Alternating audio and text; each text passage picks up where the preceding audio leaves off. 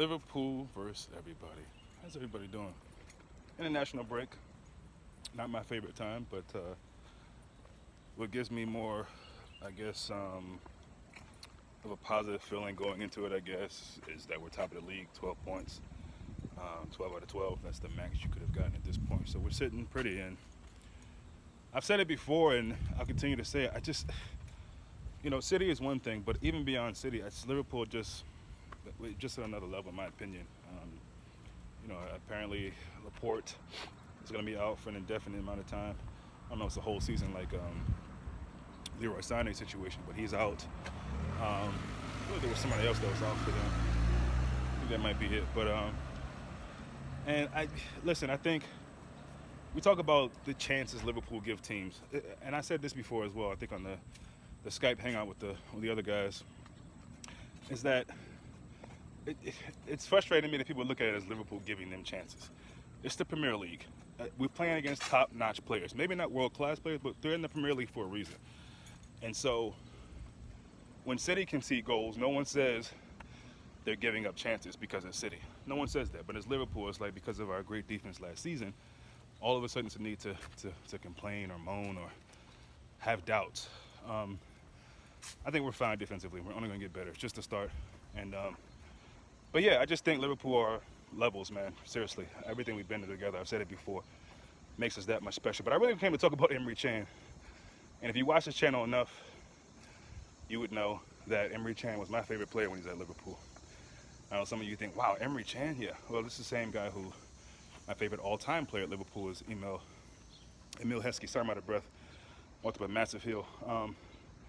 Shout out to Blood Red Podcast. An amazing interview with Emil Heskey. Just his time at Liverpool, the trophies he won, his partnership with Owen, and just all the different things he went through playing with Liverpool.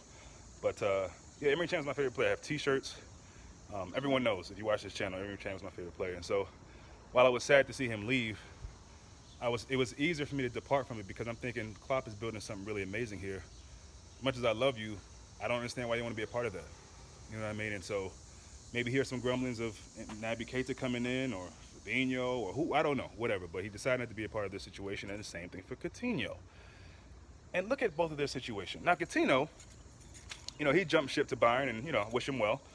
But Emery, which, it wasn't really, when I found out Juventus was into him, I was thinking, oh, man, my man, he's going to another big club, wish him the best. But when you really thought about it, you thought, is he really going to be, as much as he wanted to define role, and he wanted to know that he'd be part of this Liverpool team, you didn't really get that or better with Juventus. So did you move for money? I don't know. But you notice the trend of these top players, maybe more so Coutinho than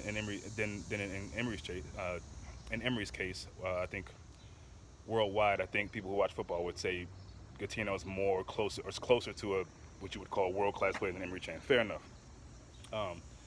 But he got left out of the Champions League squad. Bruh, where's your starting spot? So again, it's some weird kind of karma, I guess. That sounds harsh because people should be able to go where they want to go, and that's fine.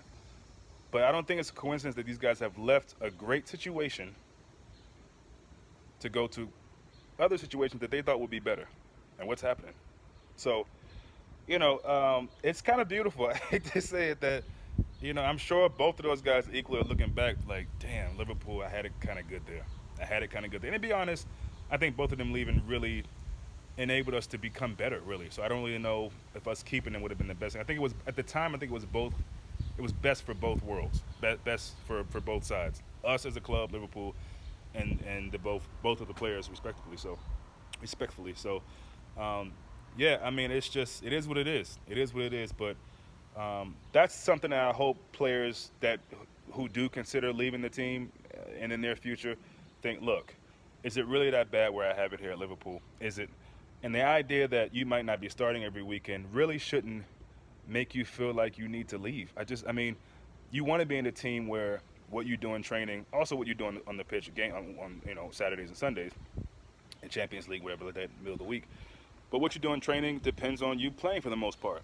And Klopp, demands a certain, not even skill, just an attitude, a work rate. And if you can give him that, most likely you're going to get some playing time. So, again, I think to go back to City, when you look at a team like City, they're stacked almost everywhere. They're getting some injuries here and there now, but they're stacked everywhere. And so if a few guys do go down, they have different situations where they can, plug in.